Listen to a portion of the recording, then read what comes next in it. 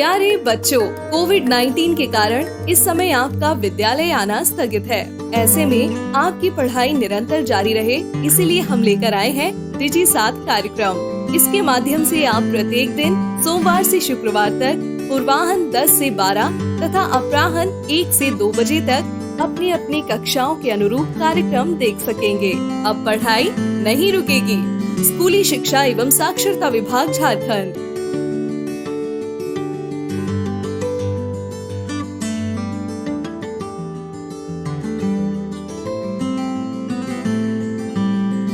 जोहार, JCERT की digital शाला में आपका स्वागत है।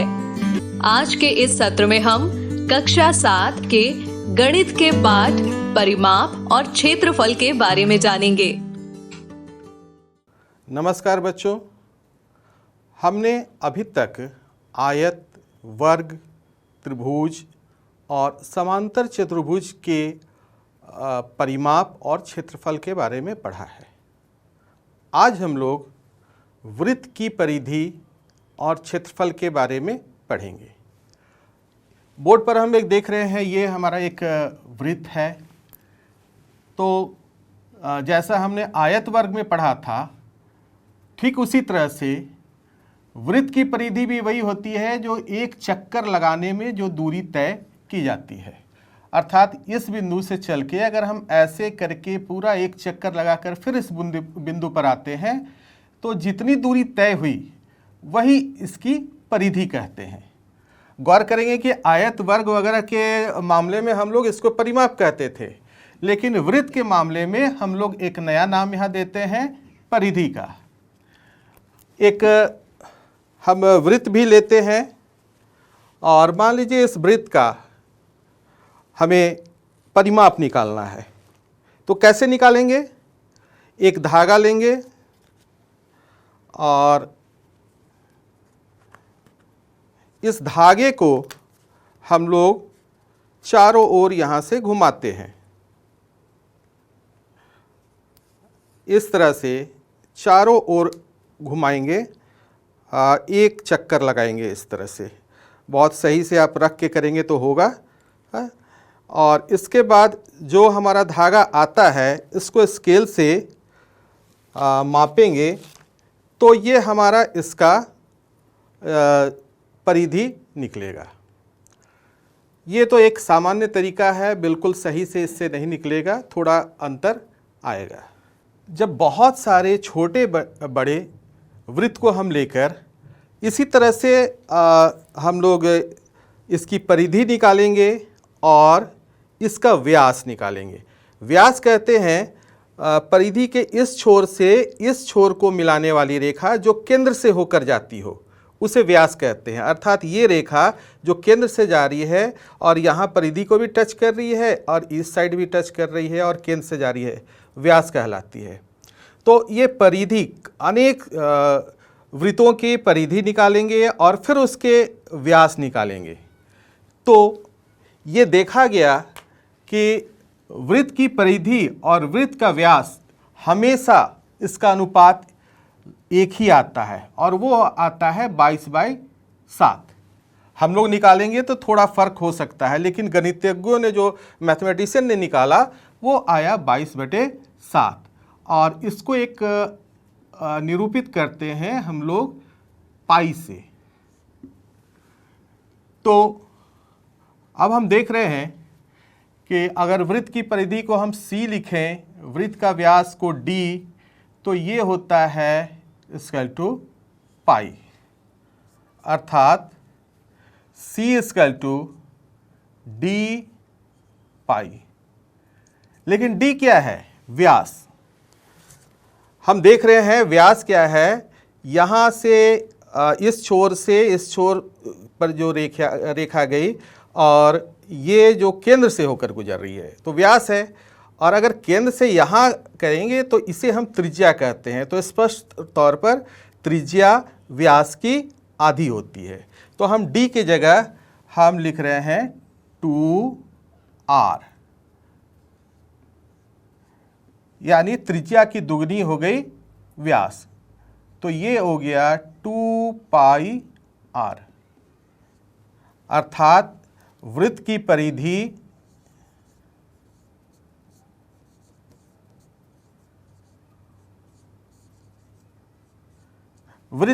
परिधि का हमारा फॉर्मूला आ गया 2πr। अब हम वृत्त का क्षेत्रफल देखेंगे। तो जैसे हमने आयत और वर्ग और अन्य आकृतियों में देखा था, वृत्त का क्षेत्रफल भी वही है कि जितने जगह ये छेदता है, घेरता है, उसे हम क्षेत्रफल कहते हैं। तो इसे हम किस तरह से, इसका फॉर्मूला हम किस तरह से निकालेंगे, देखते हैं। क्या करते हैं कि हमने इस त्रिभुज को बहुत सारे टुकड़ों में काट दिया है, कई टुकड़ों में काट दिया है ना। तो अब हम क्या करते हैं, इन टुकड़ों को निकालते हैं। उसके बाद देखते हैं क्या होता है। ये बिल्कुल आधा आधा हमने कर दिया है।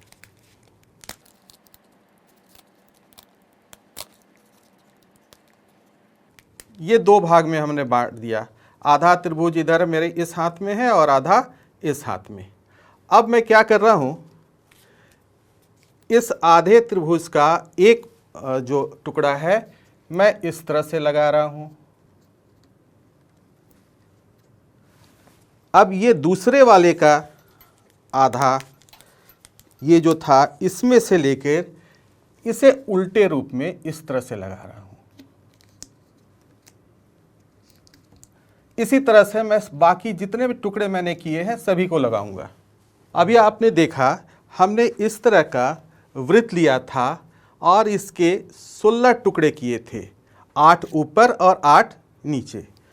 अब हमने क्या किया कि जो ऊपर वाले 8 टुकड़े थे उसको इस तरह से हमने लगाया, नीचे वाले को इस तरह से, और इस तरह से हमारी आकृति आ गई है। तो ये हमारा वृत्त था। तो जो क्षेत्रफल इसका होगा, इस क्षेत्र का, वही तो वृत्त का क्षेत्रफल होगा। लेकिन थोड़ा सा गौर से देखें, ये किस रूप में दिख रहा है। बिल्कुल सही, ये आयत के रूप में हमारा दिख रहा है। तो इस आयत का जो क्षेत्रफल होगा वही हमारे वृत्त का क्षेत्रफल होगा। अर्थात वृत्त का क्षेत्रफल बराबर ये जो आयत है इसका क्षेत्रफल। आप कहेंगे थोड़ा सा यहाँ तिरछा है, यहाँ पर तिरछा है। बिल्कुल, हमने सिर्फ 16 टुकड़े किए थे। अगर हम बहुत ज़्यादा टुकड़े करते तो लगभग ये आयत के आकार का हो जाता। तो इसे भी हम आयत मान ले रहे हैं। तो इस आयत में हमारा ये हो गया लंबाई और ये हो गया चौड़ाई। तो आयत का क्षेत्रफल तो होता है, हम जानते हैं, लंबाई गुना चौड़ाई। लेकिन ये लंबाई क्या है, हमने आधे वृत्त को इस तरफ लगाया, आधे वृत्त की परिधि। तो ये वृत्त की जो परिधि है उसकी आधे हो गई, उसकी आधी ये लंबाई है। यानी लंबाई क्या है, परिधि बटा 2, आधा परिधि। और ये चौड़ाई क्या है, ये क्या था, ये था त्रिज्या।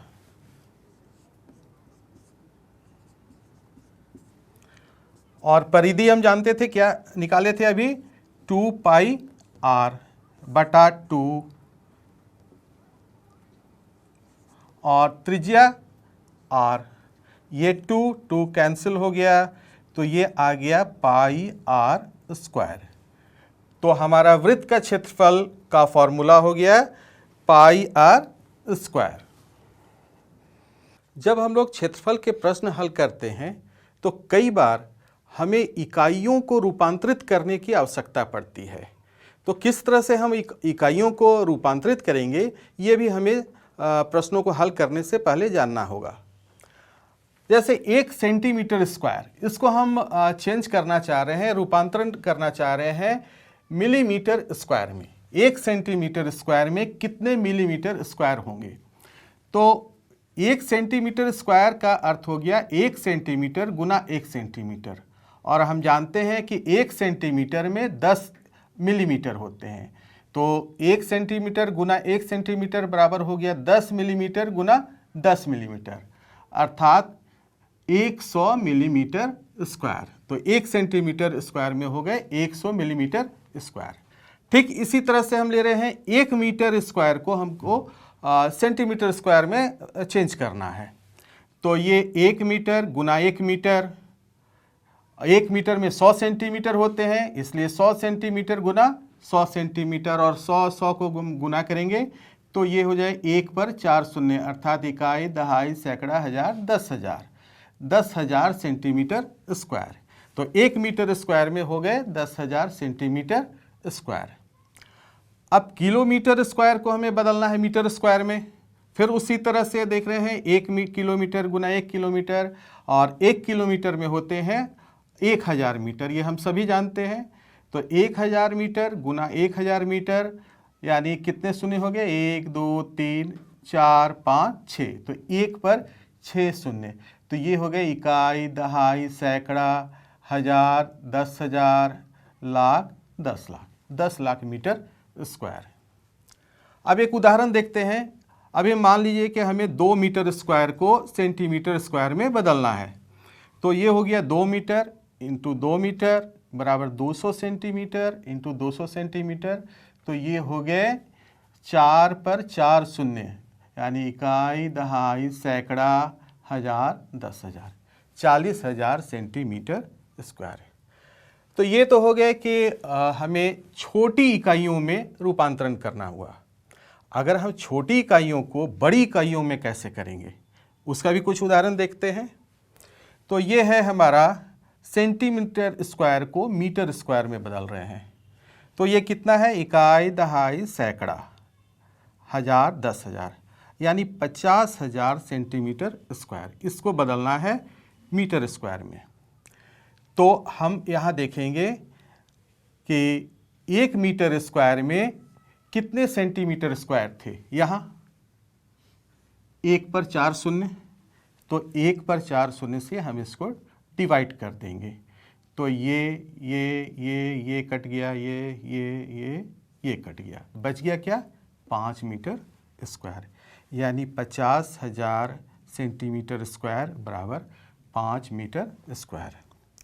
ठीक इसी तरह से अब हमें ये दिया हुआ है इकाई, दहाई, सैकड़ा, हजार, 10,000, 20,000 मीटर स्क्वायर को किलोमीटर स्क्वायर में बदलना है।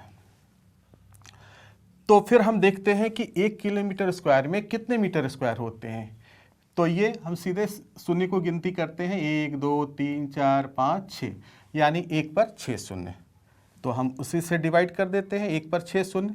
तो देखते हैं क्या आता है, ये 0 0 कट गया, ये 0, ये 0, ये 0, ये 0, ये 0 का ये 0, बच गया क्या, 2/100। और दशमलव वाले पाठ में हम लोग पढ़ चुके हैं, 2/100 को दशमलव में कैसे व्यक्त करेंगे, 0.02 किलोमीटर स्क्वायर। जब भूखंड की माप हम करते हैं तो हमारा किलोमीटर और मीटर से नहीं काम चलता है। तो इसके लिए एक अलग इकाई बना हुआ है, वो है हेक्टेयर। और 1 हेक्टेयर बराबर होता है 100 गुना 100 मीटर स्क्वायर, यानी इकाई, दहाई, सैकड़ा, हजार, 10,000, 10,000 मीटर स्क्वायर। 1 हेक्टेयर बराबर 10,000 मीटर स्क्वायर। अब एक उदाहरण भी ले लेते हैं। ये हमारा इकाई, दहाई, सैकड़ा, हजार, 10,000, 20,000 मीटर स्क्वायर को अगर हमें हेक्टेयर में चेंज करना है तो कैसे करेंगे। तो जो भी हमें दिया रहता है ऊपर लिखेंगे, और यहाँ देखें कि 1 हेक्टेयर में कितना मीटर स्क्वायर है, 1 पर 4 शून्य। तो 1 पर 4 शून्य से हम इसको डिवाइड कर देते हैं, भाग दे देते हैं। अब देखते हैं, ये शून्य इस शून्य से, ये शून्य इस शून्य, ये शून्य, ये शून्य, ये शून्य, ये शून्य, बच गया क्या, 2, यानी 2 हेक्टेयर। तो कुछ जो हमारा आया इससे याद भी कर लें तो और अच्छा रहेगा। यानी 1 सेंटीमीटर स्क्वायर बराबर 100 मिलीमीटर स्क्वायर, 1 मीटर स्क्वायर बराबर 10,000 सेंटीमीटर स्क्वायर, 1 किलोमीटर स्क्वायर बराबर ये कितना आया था, इकाई, दहाई, सैकड़ा, हजार, 10,000, लाख, 10 लाख, 10 लाख मीटर स्क्वायर। और 1 हेक्टेयर बराबर 10,000 मीटर स्क्वायर। तो इन इकाइयों को अगर आप याद कर लेंगे तो आगे के प्रश्नों में जब इकाई को रूपांतरित करने का आएगा तो इसी तरह से हम उसको फिर रूपांतरित करेंगे। कई बार हम देखेंगे कि प्रश्नों में हमें इसकी ज़रूरत पड़ेगी। अब हम लोग कुछ उदाहरण लेकर जो हमने सीखा इसे प्रयोग करके देखेंगे। पहला उदाहरण है, निम्न त्रिज्या वाले वृत्त की परिधि एवं क्षेत्रफल ज्ञात कीजिए, जहां पाई बराबर 22/7। ये पाई का मान यहाँ पर दिया गया है। यहाँ पर एक चीज़ मैं और बता दूं कि कई प्रश्नों में आपको पाई बराबर 3.14 भी लिखा मिलेगा। तो प्रश्न में जो दिया गया है वही मान हमको वहाँ पुटअप करना है, वहाँ रखना है। यहाँ हमें पाई बराबर 22/7 दिया गया है। हम देखेंगे कि जब इसको डिवाइड करेंगे तो ये लगभग में इतना आता है। तो हमारे प्रश्न में जो दिया गया है इसी को हम प्रयोग करेंगे। हो सकता है किसी प्रश्न में आपको पाई बराबर 3.14 भी लिखा हुआ मिलाए, तो जहाँ पर ये लिखा रहेगा, ये मान दिया रहेगा, इसी मान को हम लोग प्रयोग में लाएंगे। तो इसे अभी हम प्रयोग में इस प्रश्न में नहीं लाएंगे।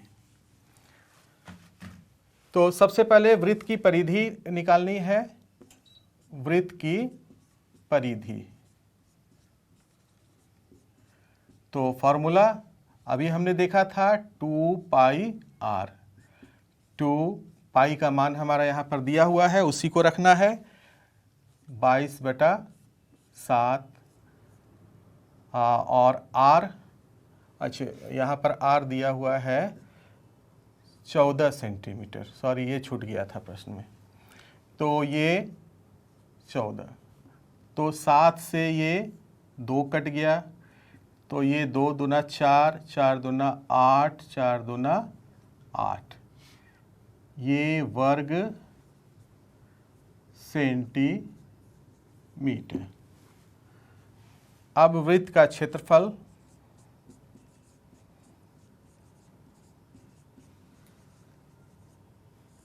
ये हमारा फॉर्मूला अभी हम लोग ने देखा था πr²।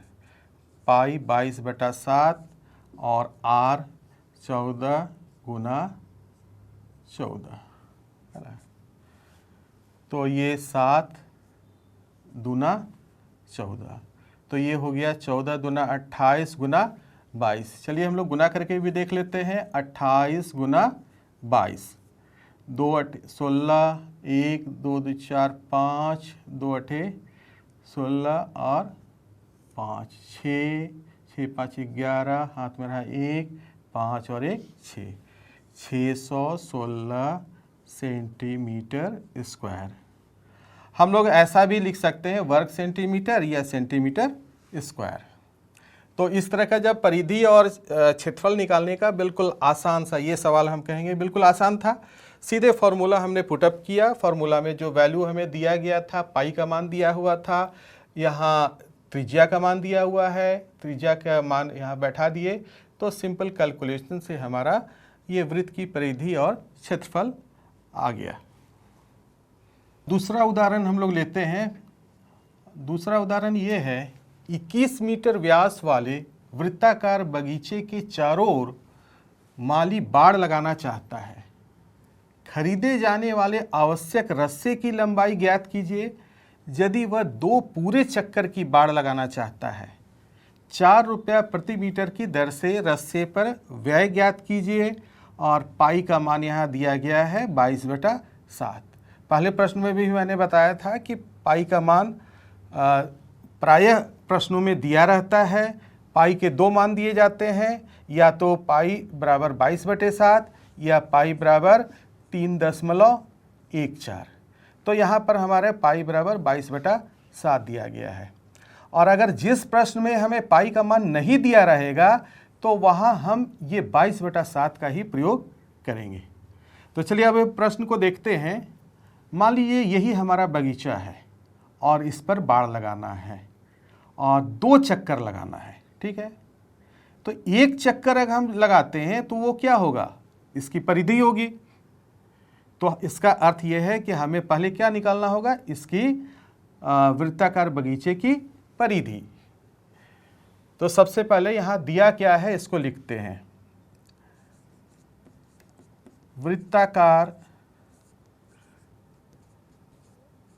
बगीचे का व्यास, व्यास हमें दिया हुआ है, ये है 21 मीटर। तो त्रिज्या कितनी होगी? हम लोग जानते हैं कि त्रिज्या व्यास की आधी होती है, तो ये हो जाएगा 21/2। और अभी एक हमें सावधानी रखनी है, अभी हम भाग नहीं देंगे, क्योंकि अभी हम भाग देंगे तो दशमलव में आएगा, फिर बाद में हमें परेशानी होगी। अब हमें क्या निकालना है? इस बगीचे का, वृत्ताकार बगीचे का परिधि।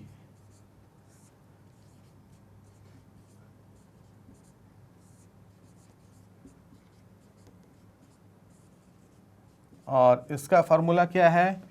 2πr, अर्थात 2 × 22/7, और r क्या है हमारा? 21/2, 21/2। तो ये दो कैंसिल हो गया, ये 7 से 7 तिहाई 21, तो ये आ गया 3 दूना 6, 3 दूना 6, ये क्या है? मीटर। तो वृत्ताकार बगीचे की हमारी परिधि आ गई 66 मीटर। तो यहाँ पर हमें है कि 2 पूरे चक्कर बाड़ लगाने हैं, तो हमारे रस्सी जो होगा वो कितना होगा? इसका दुगना होगा जो हमें चाहिए। इसलिए आवश्यक रस्सी की लंबाई बराबर 2 × 66। 2 बार बाड़ ये हमें लगाना है, रस्सी घुमाना है, तो परिधि का दुगना होगा। तो दुगना हमने कर रहे हैं, 2 × 66, 2 छक 12 का 2 हाथ में रहेगी, 2 छक 12 1 13, 132 मीटर। तो हमें रस्सी चाहिए 132 मीटर। अब इसका व्यय भी निकालना है, खर्च रस्सी पर व्यय, रस्सी पर कुल व्यय। तो 1 मीटर का क्या कीमत दिया हुआ है? प्रति मीटर 4 रुपये, यानी 1 मीटर का मूल्य दिया हुआ है रस्सी का 4, और हमें निकालना है कितना? 132 मीटर का। तो सीधा है कि हम इसे गुना कर देंगे, 132 को गुना कर देंगे 4 से। तो 4 दूना 8, 4 तेई 12 का 2 हाथ में रहा 1, 4 1 4 और 1 5, ये रुपये। तो रस्सी पर हमारा कुल व्यय हो जाएगा 528 रुपये। अगला उदाहरण देखते हैं। एक बगीचा 90 मीटर लंबा और 75 मीटर चौड़ा है। इसके बाहर चारों ओर एक 5 मीटर चौड़ा पथ बनाना है। पथ का क्षेत्रफल ज्ञात कीजिए और बगीचे का क्षेत्रफल हेक्टेयर में भी ज्ञात कीजिए। ये हम मान ले रहे हैं हमारा बगीचा है ABCD, और इसकी लंबाई है 90 मीटर, चौड़ाई है 75 मीटर। इसके चारों ओर ये पथ बनाना है, और इस पथ की चौड़ाई है यहाँ से यहाँ 5 मीटर। इधर भी ऐसे ही 5 मीटर होगा, ये 5 मीटर, इस तरफ भी ये होगा 5 मीटर, और इधर भी ये 5 मीटर। तो अगर हमें इस पथ का क्षेत्रफल निकालना है तो यहाँ पर क्लियर हमारे पास 2 आयत नजर आ रहा है। एक आयत है ABCD और दूसरा PQRS। अगर ये बड़े वाले आयत PQRS का क्षेत्रफल से छोटे वाले आयत का क्षेत्रफल यानी बगीचे का क्षेत्रफल हम घटा दें तो हमें इस पथ का क्षेत्रफल निकल जाएगा। तो आइए पहले हम लोग बड़े वाले जो आयत है इसका क्षेत्रफल निकालते हैं। तो बड़े वाला आयत जो है उसकी लंबाई क्या है, पी क्यू बराबर, तो ये 90 मीटर है और 5 इधर भी है 5 इधर भी है, यानी 90 प्लस 10, है ना। ये देखें फिर से, ये लंबाई इसकी ए बी है, ये है 90 और फिर इधर पथ है, इधर 5 और इधर 5, तो पी क्यू बराबर हो गया 90 जोड़ 10 यानी 100 मीटर। ठीक इसी तरह से अब ये जो बड़े वाले की चौड़ाई है वो है पी एस, तो पी एस क्या है, ए डी प्लस 10, तो ए डी कितना था 75 जोड़ 10 बराबर 85 मीटर। अब छोटे वाले का भी देख लेते हैं, ए बी सी डी जो वास्तव में जो हमारा बगीचा है, तो इसकी लंबाई है डी सी, ये है दी हुई है 90 मीटर और इसकी चौड़ाई है ए डी, ये दी हुई है हमें 75 मीटर। तो पी क्यू आर एस का क्षेत्रफल, तो ये हो जाएगा पी क्यू इंटू ये जो लंबाई है P Q into P S, यानी 100 मीटर गुना 85, तो ये हो गया 8500 मीटर स्क्वायर। अब बगीचे का हम लोग क्षेत्रफल निकाल रहे हैं। बगीचे का क्षेत्रफल बराबर ए बी सी डी का क्षेत्रफल, तो ये है A B into A D, और ए बी कितना था 90 और ए डी कितना है 75,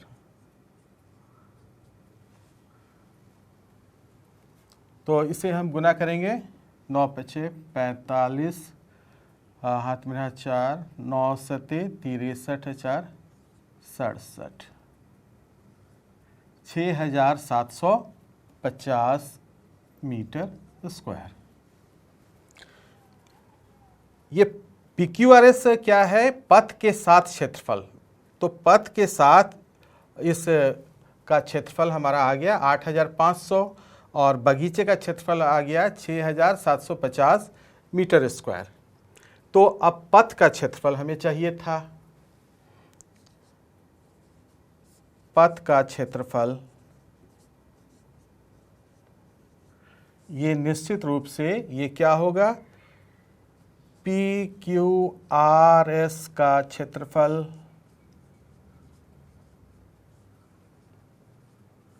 घटाओ ए बी सी डी का क्षेत्रफल। तो ये पहला कितना था हमारा पी क्यू आर एस का 8500, 8500 घटाओ 6750, तो ये 0 से 0 आ गया, 10 से 5 5, यहाँ हो गया 4, तो 14 से 7 गया 7, और ये 7 से 6 1, ये मीटर स्क्वायर 1750 मीटर स्क्वायर। तो पथ का क्षेत्रफल हमें निकालना था, वो तो हमें आ गया। अब एक और था लास्ट में, बगीचे का क्षेत्रफल हेक्टेयर में ज्ञात कीजिए। हमने मीटर स्क्वायर में तो बगीचे का क्षेत्रफल निकाल लिया है, लेकिन अभी प्रश्न के अनुसार हमें हेक्टेयर में निकालना है। चलिए इसको निकालते हैं।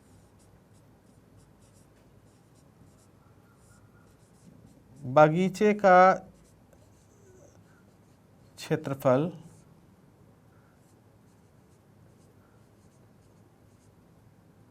हेक्टेयर में, तो बगीचे का क्षेत्रफल पहले मीटर में कितना था? 6750। अब याद करें कि 1 हेक्टेयर में कितने मीटर स्क्वायर थे, तो ये थे 1 पर 4 शून्य। 1 हेक्टेयर में इतने 1 पर 4 शून्य यानी इकाई, दहाई, सैकड़ा, हजार, 10,000, 10,000 मीटर स्क्वायर थे।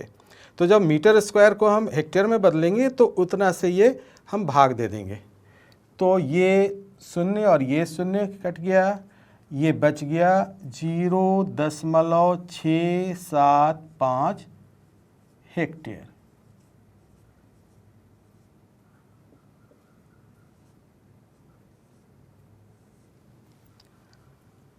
अभी थोड़ी देर पहले हमने पढ़ा था कि इकाइयों का रूपांतरण, तो आपने देखा यहाँ हमें इकाइयों का रूपांतरण करने की आवश्यकता पड़ गई।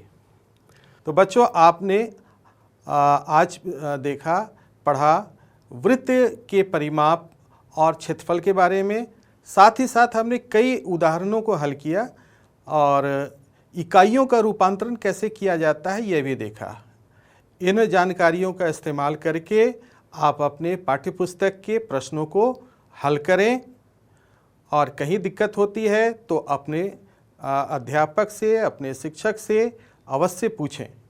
धन्यवाद। इस प्रसारण से संबंधित सुझाव, अपने प्रश्न इत्यादि आप हमें jcertrg@gmail.com तथा टोल फ्री नंबर 1800 5728 585 पर संपर्क कर सकते हैं।